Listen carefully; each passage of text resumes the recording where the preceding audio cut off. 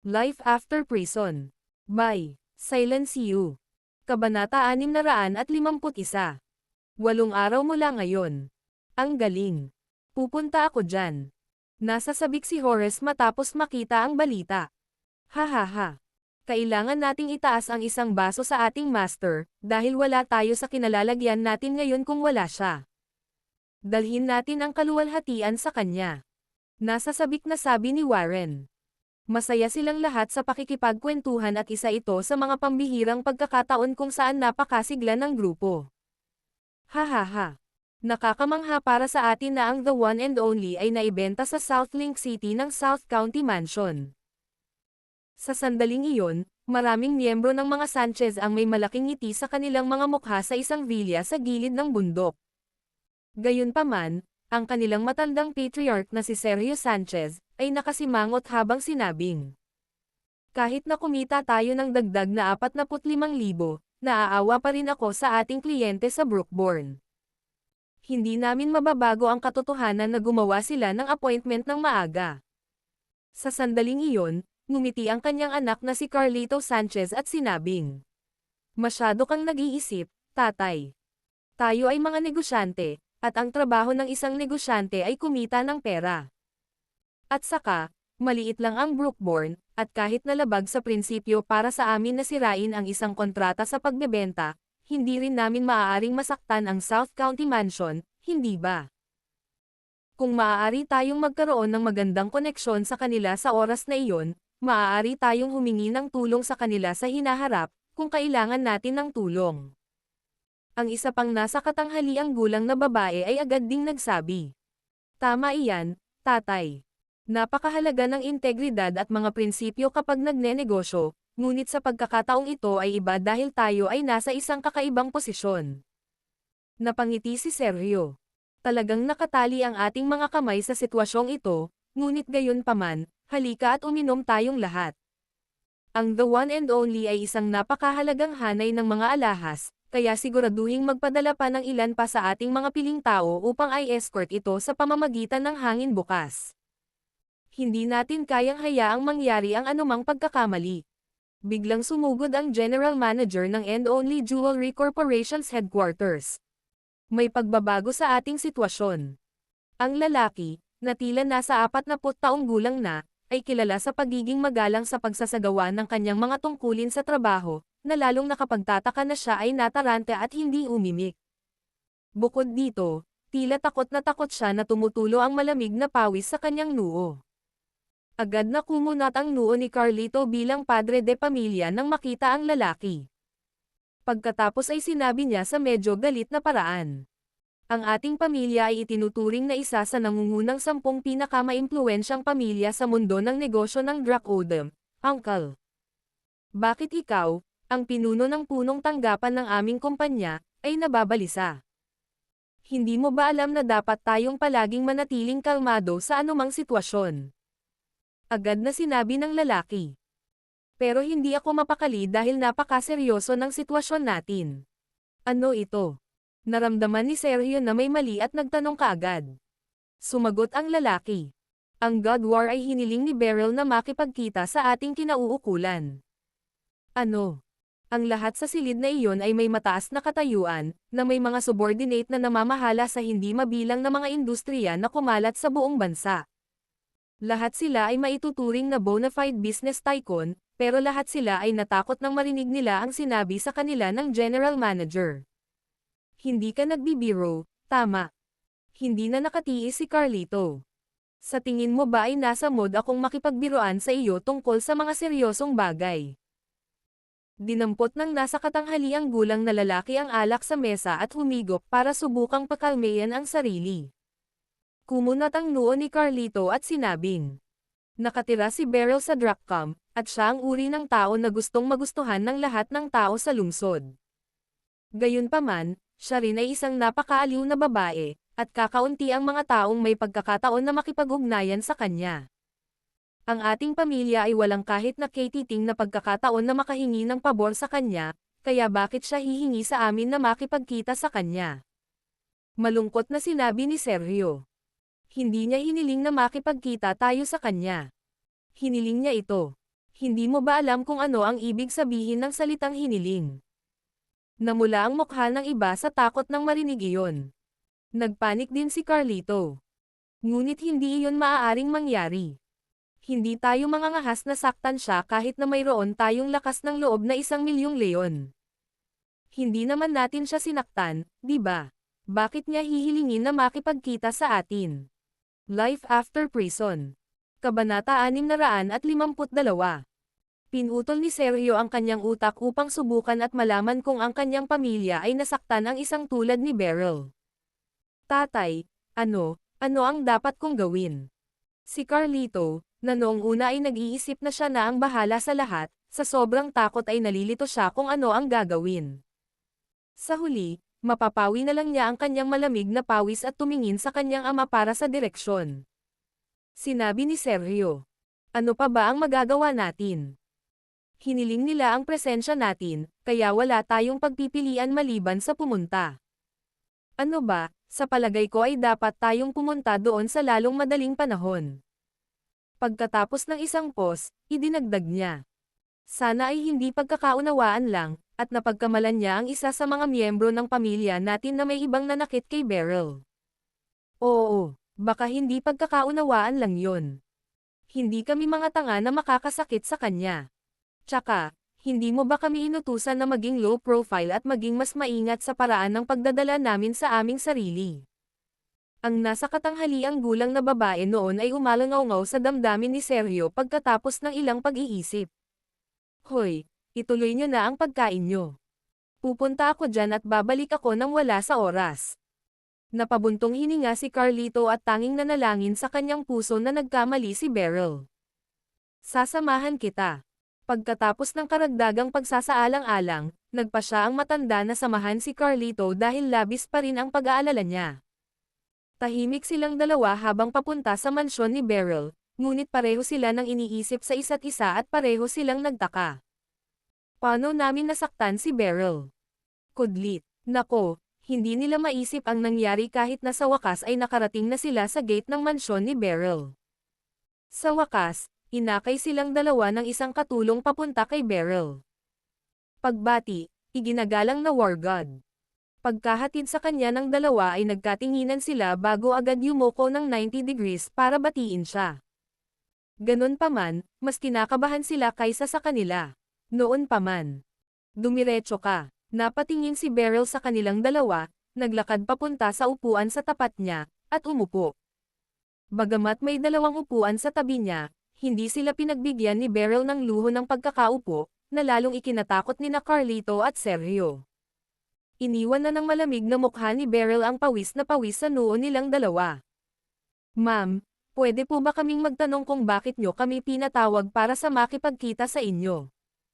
Matapos ang pagngangalit ng kanyang mga ngipin, sa wakas ay nag-ipon ng lakas ng loob si Carlito na magtanong. Hey Eha. Bakit? Tanong mo. Wala ba kayong alam sa mga ginawa nyo kamakailan? Humalaklak si Beryl, at tinanong ang dalawa. May itatanong ako sa inyong dalawa. Ano ang pinakamahalagang katangian na dapat taglayin ng isang negosyante? Integridad. Sagot ng matanda nang hindi sinenyasan. Tumanggaw si Beryl bilang kasiyahan. Bingo! Kung alam mo kung gaano kahalaga ang integridad, bakit mo ipagkakait ang iyong produkto sa taong nag-order nito sa Brookborn? Iyan ba ang tinatawag mong integridad? Parehong tulalang nagkatinginan ang mag-ama, nagtataka kung bakit may pakialam si Beryl sa mga walang kwentang bagay. Kung tutuusin, ito ay isang usapin sa negosyo na kinasasangkutan ng mga Sanchez, kaya walang dahilan kung bakit may pakialam ang war god dito. Bukod dito, naguguluhan din sila kung paano niya nalaman ang pangyayaring iyon samantalang kakaunti lang ang nakakaalam nito. Life After Prison. Kabanata 653. Walang imak sina Sergio at Carlito. Hindi nila akalain na magagalit si Beryl dahil sa pangyayaring iyon. Bukod dito, alam pa niya kung sino ang unang nagbayad ng deposito, na mas nakakatakot sa kanila. Ma'am, ang pangunahing dahilan ay ang anak ng South County Mansion ay nagkataong ikakasal din sa parehong araw. Nagustuhan din nila ang parehong singsing at kwintas. Sabi ni Carlito na may mapait na mukha. Natatakot kaming masaktan ang mga nasa South County Mansion. Dagdag pa ni Sergio. Matapos marinig iyon ni Beryl, ngumiti siya at sinabing, ang iyong pamilya ay medyo may impluwensya, kaya ano ang dapat mong katakutan sa kanila? Sa paraang nakikita ko ito, malamang na nasa ilalim ka ng impresyon na ang bumibili mula sa Brookborn ay walang tao, kaya pinili mo ang opsyon na pinakamabuti para sa iyo. Pagkatapos ng isang paghinto, nagpatuloy si Beryl. Hindi mo kailangang mag-alala. Ipadala na lang ang singsing at kwintas sa Brookborn bukas. Hindi mo na kailangang ipaliwanag kung bakit sa South County Mansion. Kung hindi sila masaya sa iyo, malaya silang kunin ito sa akin. Yes, ma'am. Sabay na sambit ni na Carlito at Sergio matapos magpunas ng malamig na pawis. Pwede na kayong umalis pareho. Sabi ni Beryl habang winawagayway ang kanyang kamay. Nang tuluyang lumabas ng Beryl's mansion ang dalawang lalaki, sobrang nanghina na ang mga tuhod nila. Pagkasakay sa kotse, sa wakas ay sinabi ni Carlito. Tatay, mukhang may higit pa sa mamimiling ito sa Brookborn kaysa sa una nating naisip. Malamang na napakaganda ng relasyon niya kay Barry. Tumanggaw si Sergio at sinabing, oo, maaari siyang humingi ng tulong sa kanya ng direkta at maaari siyang magalit sa ganoong bagay, pagkatapos ay malamang na mayroon silang hindi kapanipaniwalang magandang relasyon.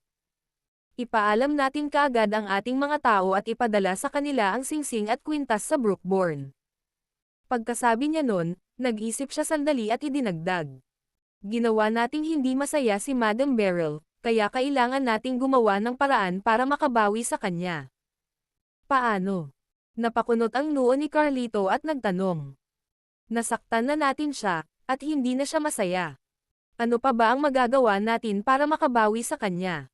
Hindi ka seryosong nag-iisip ng paraan, di ba, tatay? Saglit na nag-isip si Sergio at sumilay sa kanyang mga mata ang isang bakas ng karunungan habang ipinaliwanag niya. Mayroon tayong paraan. Kahit na hindi natin direktang mapasaya ang iginagalang na War God, maaari nating pasayahin ang ating buyer sa Brookborn.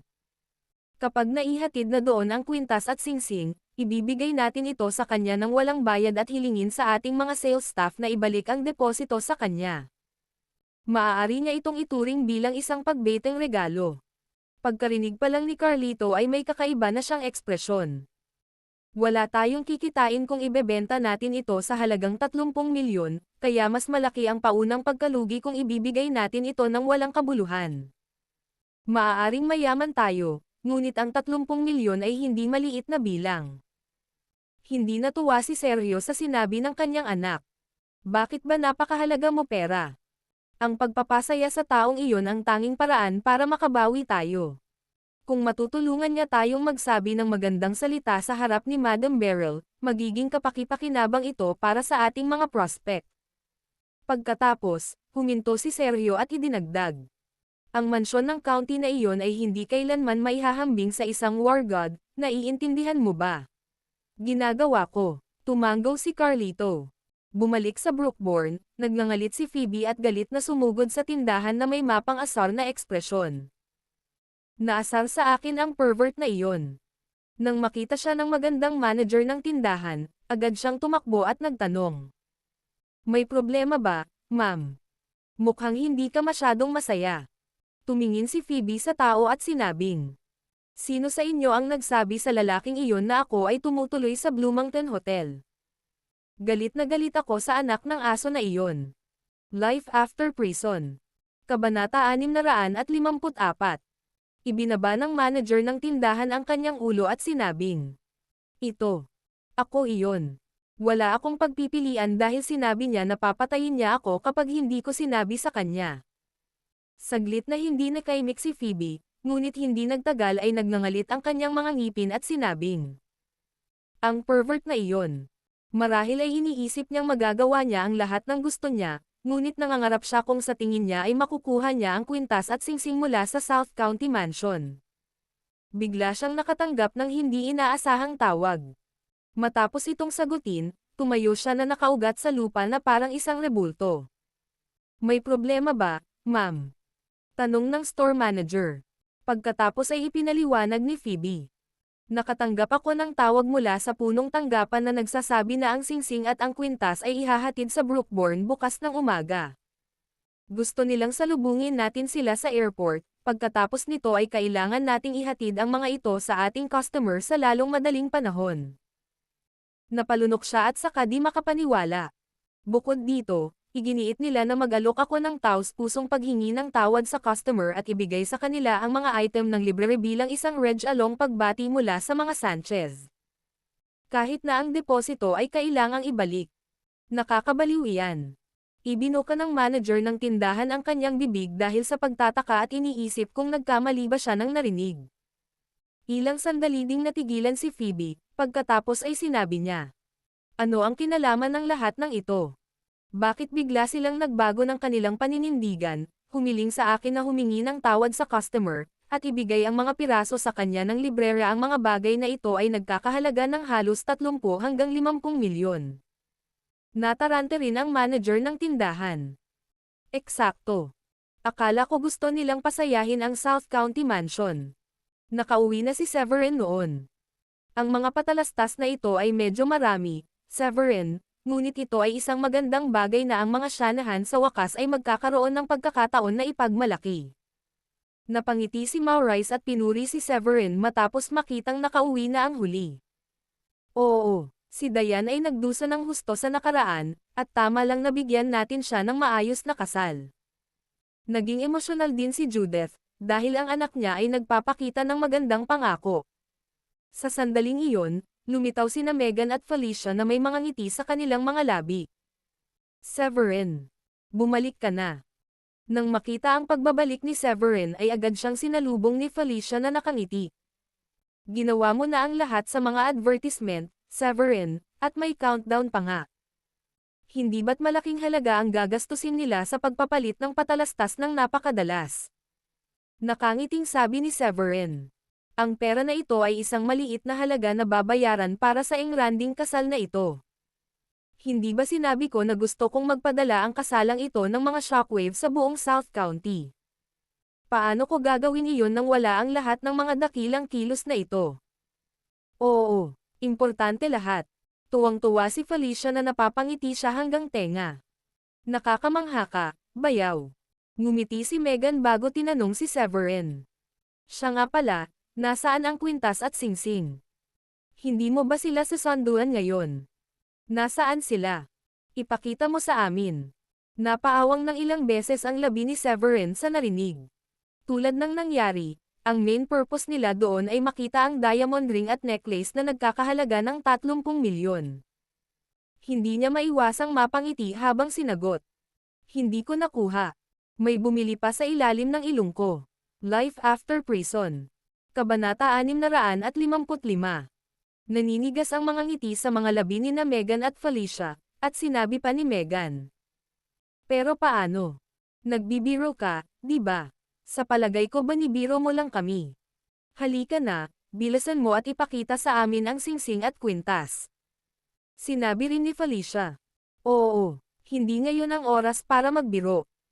Ang mga Shanahan ay isa sa pinakamagaling sa Brookborn pagdating sa status. Sinong maglalakas loob na mangagaw ng isang bagay mula sa ilalim ng iyong ilong? At saka, hindi ba? Nagbabayad ka na ng deposito kahapon. Dahil mayroon ka, ikaw ang legal na mamimili. Hindi nila maaaring ibenta na lang ang bagay sa iba. Ang kanilang nagulat na mga tingin ay nagdulot ng mapait na ngiti mula kay Severin nang sabihin niya. Sila ay mula sa South County Mansion.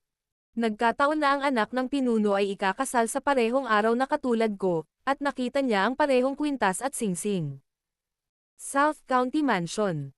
Nagulat na naman sina Megan at Felicia. Kumunat ang noo ni Megan. Hulaan mo, kailangan na lang nating sumuko. Ito ay isang mansyon ng county na pinag-uusapan natin. Wala tayong magagawa, at hindi natin ito maaagaw sa kanila. Malungkot din ang ekspresyon ni Felicia. Sobrang malas ni Diane. Nai-reserve mo na ang kwintas at singsing at inagaw pa rin iyon ng mga taong iyon sa iyo nang kukunin mo na sana sa tindahan. Gayunpaman, sa sumunod na segundo, muling ngumiti si Severin. Huwag kang mag-alala. Babawiin ko. Labis na natigilan si Felicia sa sandaling iyon at nagmamadaling nagbabala. Hindi ka maaaring maging mapusok, Severin. Nakikitungo ka sa South County Mansion dito. Sila ang pinakamalakas na puwersa sa buong Southern County, at hindi mo maaaring saktan ang mga taong ganyan. Idinagdag din ni Megan. Maliban na lang kung may hiling ka ng kamatayan, mas mabuting huwag mo na lang silang guluhin. Ang pag-agaw sa kwintas at singsing sa kanilang sayen ay magagalit lamang sa kanilang lahat. Kapag nangyari iyon, hindi lang ikaw ang mamamatay. Magkakaladkad din kami sa putikan. Hihihi. Relax lang kayong dalawa. Magiging ayos yan. Kumpiyansa ako na ipapadala sa akin ng store manager bukas. Tumawa si Severin at walang pakialam na sinabi. Bakit sila? Hindi ba natatakot ang mga tao ng And Only Jewelry Corporation sa South County Mansion? Napakunot ang noo ni Megan sa pagkataranta. Samantala, hinikayat naman ni Felicia. Hayaan na lang natin, Severin.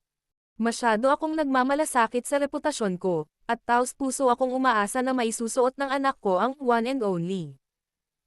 Pero kapag ito ay nauugnay sa ating buhay, dapat nating tandaan na ilagay ang buhay sa itaas ng lahat.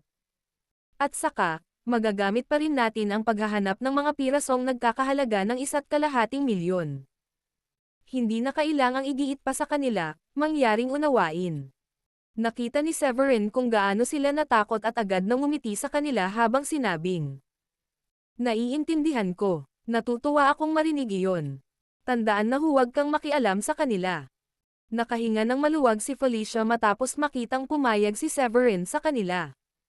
Si Megan, na nasa tabi niya, ay nagsabi. Huwag kang masyadong mag-alala, nanay. Huwag kang masyadong mag-alala, nanay. Ang South County Mansion ay malamang na mayroong maraming malalakas na tao, kaya sa palagay ko ay hindi ito makukuha ni Severin mula sa kanila kahit na gusto niya. Nagbibiro lang siya sa atin. Medyo nadismaya ang dalawa na hindi nila nagawa ang singsing at kwintas. Sa huli, hindi na sila tumuloy para kumain kasama ang pamilya ni Severin at umalis kaagad pagkatapos. Kinaumagahan, pumunta si Phoebe sa airport kasama ang store manager pagkatapos ng 9:00. Sa pagkakataong iyon, may dalang kahon ang isang matandang lalaki, at sa tabi niya ay may mahigit 12 bodyguard na nakasuot ng itim na suit na sumabay sa kahon. Pumunta dito ang general manager.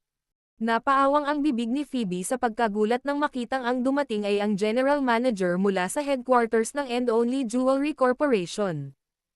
Nag-alinlangan pa siya kung napagkamalan ba siyang iba noong una niyang nakita itong dumating. Pagkatapos ng lahat, ang pangkalahatang tagapamahala na responsable sa pamamahala sa And Only Jewelry Corporation, isa sa pinakamahalagang industriya sa ilalim ng mga Sanchez, ay ang tiyuhin ni Carlito Sanchez sa ina. Life After Prison.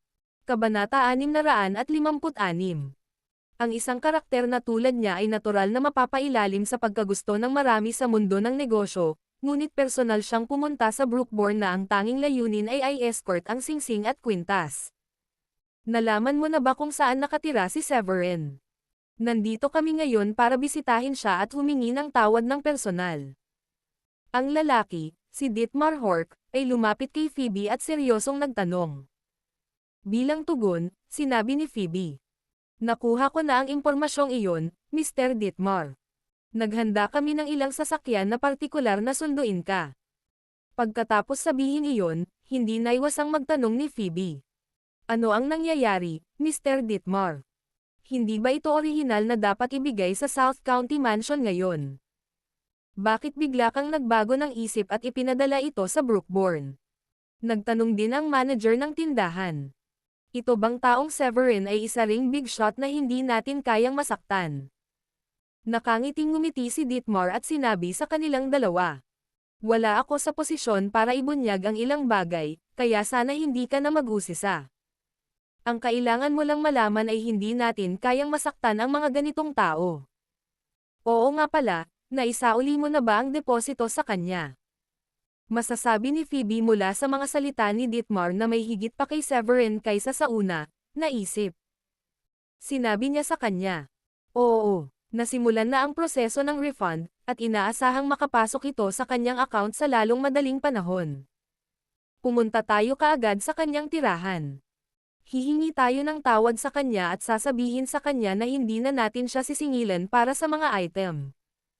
Ito ang ating regalo sa kanya bilang pagbati sa kanyang kasal. Nang matapos magsalita si Dietmar, hindi niya maiwasang maiyak. Makakaasa lang tayo na hindi siya magdaramdam sa atin, kung hindi ay magiging napakalungkot ng kinabukasan ng And Only Jewelry Corporation. Kakatapak pa lang ni Severin sa looban nang makatanggap siya ng text message. Inilabas niya ang kanyang cellphone, tiningnan ito, at agad na hinatak ang mahabang mukha. Itong mga lalaking ito mula sa And Only Jewelry Corporation ay humihingi nito, di ba? Ibinalik pa nila ang pera sa akin. Ganon na ba sila kapilit na huwag akong makuha ang alahas? Sa sandaling natapos niya ang kanyang pangungusap, kumunat ang noo niya at sinabing. Ngunit walang kabuluhan iyon. Hindi ba't sinabi ko kay Beryl na tulungan ako dito? Hindi sila maaaring umabot sa gayong kawalang galang sa isang Diyos ng digmaan. War God. Anong War God? Hindi maiwasang itanong ni Diane kay Severin. Hindi sinasadyang narinig niya ang pag-ungol nito sa sarili nang lumabas siya ng bahay. Ngumiti ng mahina si Severin. Hihihi. Darling. Sinasabi ko na maganda kung ang isang War God ay dumalo sa ating kasal. Ang mga syanahan ay magkakaroon ng higit pang dahilan upang ipagmalaki. Hindi napigilan ni Diane na mapatingin kay Severin at sinabing. Ano ba ang pinagpapantasyahan mo? Buti na lang kung dadalo si Mr. Valerian, at ang mga syanahan ay maipagmamalaki na. Inaasahan mo bang darating din ang mga Diyos ng digmaan? Imposible. Busy silang lahat. At isa pa, bakit may taong kagaya nila ang pupunta sa kasal natin? Ngumiti si Severin at sinabing. Nag-iisip lang naman. Pero paano kung tama ako? Ang daming mong panukong. Ibinalik muli ni Diane ang mga mata kay Severin. Sa sandaling iyon, maraming sasakyan ang dumaan at huminto malapit sa bahay. Inilabas ni Dietmar ang isang kahon at dinala si Phoebe sa villa kasama ang manager ng tindahan. Sino ang mga taong ito? Magdudulot na naman ba sila ng gulo? May mga hindi pamilyar na mukha ang nakita ni Diane at kinabahan kaagad. Pagkatapos ng lahat, sa likod ng 3 taong iyon ay higit sa 100 matipunong lalaki, at lahat sila ay may napakahusay na tindig. Life After Prison. Kabanata 657. Napatingin si Severin sa mga taong iyon at parang naguguluhan kung bakit sila naroon. Sa bagay, hindi niya naintindihan kung bakit sila magpapakita sa bahay niya pagkatapos maibalik ang deposito sa kanya, lalo na't nakita niya si Phoebe na naka-innerwear lang noong nakaraang araw. Naisip niya na gusto niyang sakalin siya hanggang mamatay sa sandaling iyon. Magiging maayos. Nandito ako, at wala ni isa sa kanila ang makakapantay sa akin. Sabi ni Severin sabay ngiti ng walang pakialam. Agad namang lumapit ang 6 niyang magagandang bodyguard at pamwesto sa likuran niya matapos makita ang nangyayari. Ako ang General Manager ng And Only Jewelry Corporation, si Dietmar Hort. Dinala ko rito ang punong tagapamahala ng rehiyon ng South County para batiin ka, Mr. Severin. Humakbang si Dietmar at magalang na sinabi habang bahagyang yumuko. Batiin ako. Para saan? Kumunat ang noo ni Severin.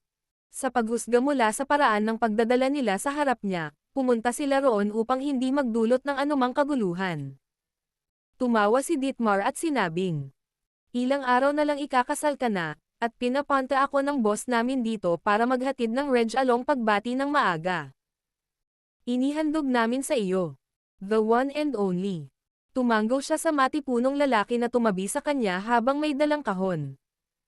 Agad namang lumapit ang lalaki kay Severin at binuksan ito. Wow! Mukhang maganda. Hindi napigilan ni Abigail at ng iba pa ang mapasigaw nang makita nila ito.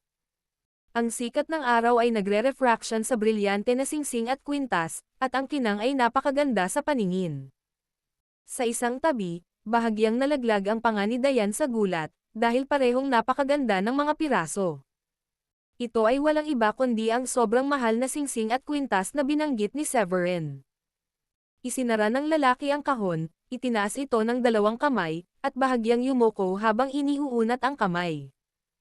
Tumango si Severin, at agad na lumapit si Lily para kunin ang kahon.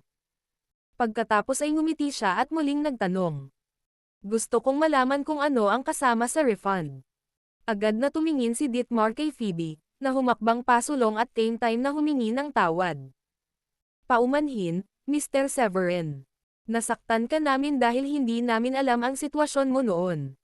Napagpasyahan na ngayon ng aming punong tanggapan na iharap ito sa iyo bilang isang reg-along pagbati, at ikalulugod naming ayalay sa iyo ang aming lubos na pagbati sa iyong kasal. Pagkatapos sabihin iyon, huminto siya saglit at nagpatuloy. Dahil ito ay regalo, hindi ka namin sisingilan para dito at ibabalik din namin ang deposito na iyong binayaran. Taos-puso kaming umaasa na hindi ka magagalit sa aking nakaraan na kamangmangan, at sana makikita mo sa iyong puso na patawarin kami. Talaga, Mr. Severin. Dagdag ni Ditmar ng buong katapatan. Nandito kami para humingi ng tawad, at taos-puso kaming umaasa na hindi mo isa-puso ang nangyari sa nakaraan. Matapos marinig iyon ni Severin, tumawa siya at sinabing, huwag kang mag-alala tungkol dito. Sana lang ay hindi masyadong snob ang mga tao mo sa hinaharap at maliitin ang iyong mga customer. Ang nakaraan ay nakaraan. Nang matapos niya ang kanyang pangungusap, sinabi niya kay Dayan sa tabi niya. Dahil dinala nila ang mga regalo sa amin ng maaga, sa palagay ko ay dapat naming i-extend ang aming imbitasyon sa kasal at ipaubaya sa kanila ang pagpaplano ng kanilang schedule at pagdalo. Tumango si Dayan, tumakbo kaagad papasok, at saka naglabas ng invitation card, na iniabot niya kay Ditmar. Kinalulugod ko kung dadalo ka sa aming kasal kung may oras ka. Life After Prison. Kabanata 658. Salamat sa iyong kagandahang loob, Mr. Severin. Lubos naming ikalulugod na dumalo sa iyong kasal kung may oras kami. Tinanggap ni Ditmar ang imbitasyon at nakayukong sinabi. Paumanhin sa ngayon, Mr. Severin. Salamat muli. Kinawayan ni Severin ang kanyang kamay para ipahiwatig na malaya na silang umalis. Hindi ba maganda, ma'am? Ito ba ay the one and only? Nabalitaan namin na ito lang ang nag-e-exist sa buong mundo. Si Abigail at ang iba pang mga babae ay naiinggit na tumingin kay Dayan. Nakaramdam ng sarap si Dayan sa kanyang puso at nakangiting tumango. Kinuha ni Severin ang kahon, ngumiti kay Dayan, at sinabing, halika, honey. Umakyat tayo sa itaas at subukan ito. Hindi ka pani-pani walang kasiyahan ang naramdaman ni Dayan nang tumango siya. Medyo kinakabahan pa rin akong isipin ang pagsusuot ng ganoong mahalagang bagay. Hindi napigilan ni Severin na matawa at magsabi. Bakit ka kakabahan? Mayaman ang asawa mo, at sa palagay ko ay hindi ito magastos. Hindi ako magiging mas masaya na makita ang isang napakagandang suot ng aking asawa. Matapos tapusin ang kanyang pangungusap, masayang umakyat si Severin kasama si Dayan, saka isinuot ang singsing at kwintas. Ang mga piraso ay parehong napakaganda sa simula, at sila ay tumingin kahit na mas kapansin-pansin sa isang babaeng kasing ganda ni Dayan. Siya at ang mga alahas ay ganap na umakma sa kagandahan ng isa't isa. Honey, para kang Diyosa. Natulala si Severin habang pinagmamasdan ang kagandahan ni Dayan. Si Dayan ay may isang nahihiyang ngiti sa kanyang mukha habang sinabi niya. Oh, itigil mo ito. Hindi mo ba naisip na medyo nagpapalaki ka? Hindi naman ito pagmamalabas. Higit na maligaya ako na magkaroon ng gayong mabuting asawa. Masayang sabi ni Severin. Sa sandaling iyon, dinala ni Ditmar ang kanyang mga tao pabalik sa tindahan upang subukan at malaman kung ano ang nangyayari sa Brookborn. Hindi pa rin matanggap ni Phoebe ang nangyari at sinabi niya kay Ditmar. Ano na po ang nangyari kay Severin, sir? Ang the one and only ay isang two-piece set na nagkakahalaga ng hindi bababa sa 20-50 milyon. Paanong natitiis ng aming amo na ibigay ito sa kanya bilang isang reg-along pagbati? Siguradong may itinatago ang lalaking ito. Alam ni Ditmar na may koneksyon si Severin kay Beryl, kung hindi ay hindi siya magagalit ng ganoon. Gayunpaman, nagpasya siyang huwag magsabi ng kahit ano pa dahil may kinalaman ito sa War God. Ngumiti lang siya at sinabing, Nakapagdesisyon na ang punong tanggapan, kaya malinaw na siya ay isang taong hindi natin kayang masaktan. Hindi ko akalain na may isang taong ganoon kalakas ngunit napakababa ng profile sa Brookborn. Naalala ni Phoebe ang imbitasyon at hindi naiwasang sabihin. Nagkaroon tayo ng napakalaking pagkalugi dahil sa lalaking iyon, kaya hindi ko akalain na sino man sa HQ ang dadalo sa kasal. Ipapadala ba nila ako para kumatawan sa kanila? Saglit na nag-isip si Ditmar at sinabing, "Ikaw. Natatakot ako na hindi ka sapat na kwalipikado. Ikaw lang ang regional manager ng Nanjun County. Kung mayroon man, ako o isa sa mga Sanchez ang dadalo. Tatawagan ko si Mr. Sergio at hihilingin sa kanya ang kanyang opinyon." Bagamat medyo natahimik si Phoebe matapos marinig iyon, ganoon din siya kagulat nang malaman na hindi siya kwalipikadong dumalo. Ang tugon na iyon ay tila nagmumungkahi na ang mga Sanchez ay nagsimula ng humawak. Severin sa mas mataas na paggalang. Sa South County Mansion, tila hindi mapakali ang isang nasa katanghaliang gulang na lalaki na may parisukat na mukha at maikling buhok. Nakakunot ang noo niyang sabi. Lampas 10:00 na, bakit hindi pa na-deliver ang mga alahas? Hindi ba tayo na-inform na may ipapadala dito para maghatid ng mga piraso sa atin ngayong umaga? Life After Prison. Kabanata 659. Napakunot ang noo ng lalaking si Mason Neely matapos maramdaman na may hindi tama. Lumapit sa kanya ang isang matandang lalaki at nagsabi, "Huwag kang mag-alala, Ginoo. Ang End Only Jewelry Corporation ay hindi mangangahas na saktan tayo. Kung tutuusin, marami silang mapapala sa pagkakaroon ng magandang relasyon sa atin." Tumango si Mason.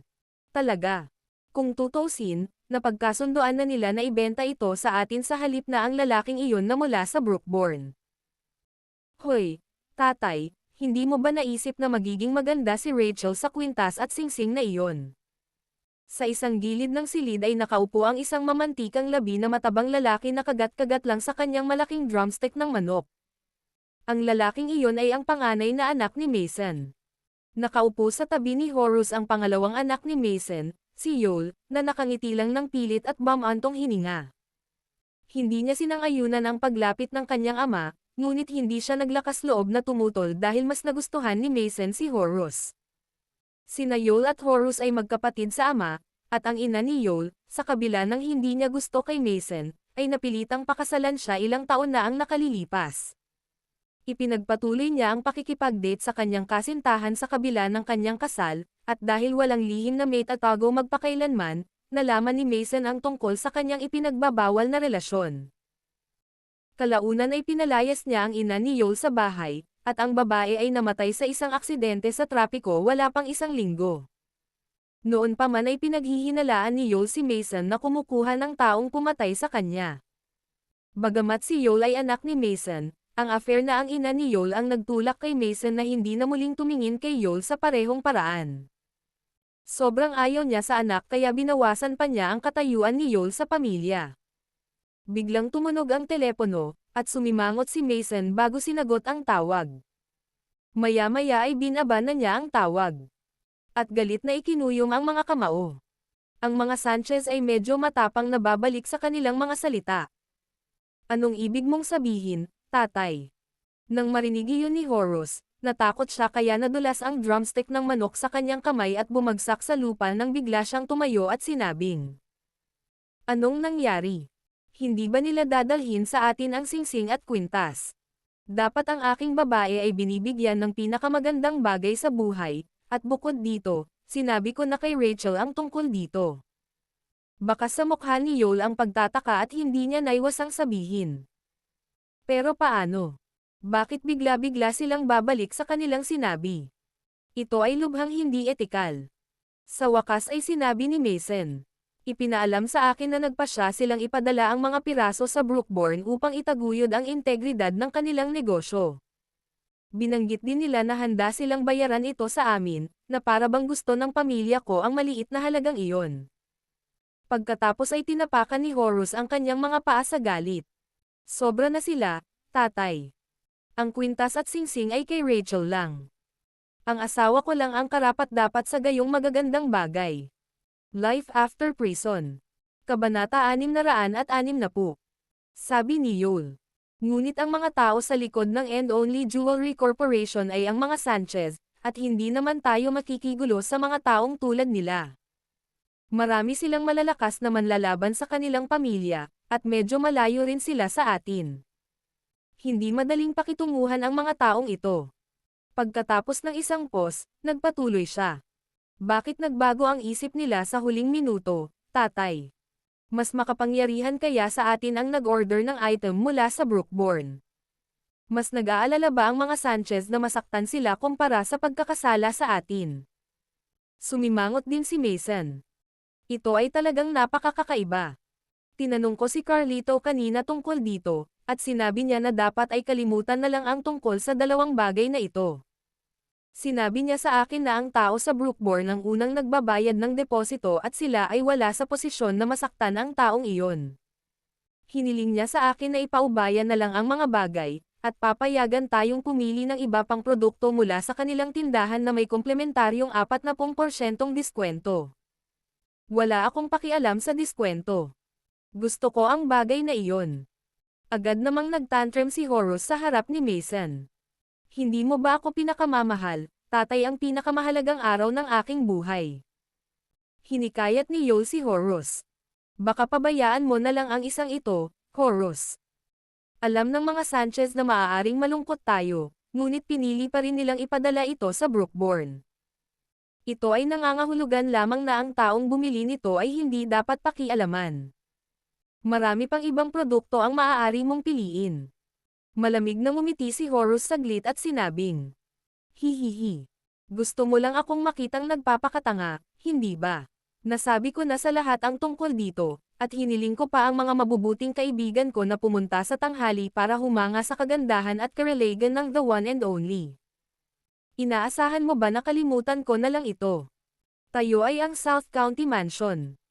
Hindi ba sumagi sa isip mo na isa itong malaking kawalang-galang sa ating pamilya kapag ang isang bagay na inilaan ko para sa aking kasal ay ninakawan ng iba? Si Mason ay may malungkot na ekspresyon, at pagkatapos ng maikling paghinto, sa wakas ay sinabi niya.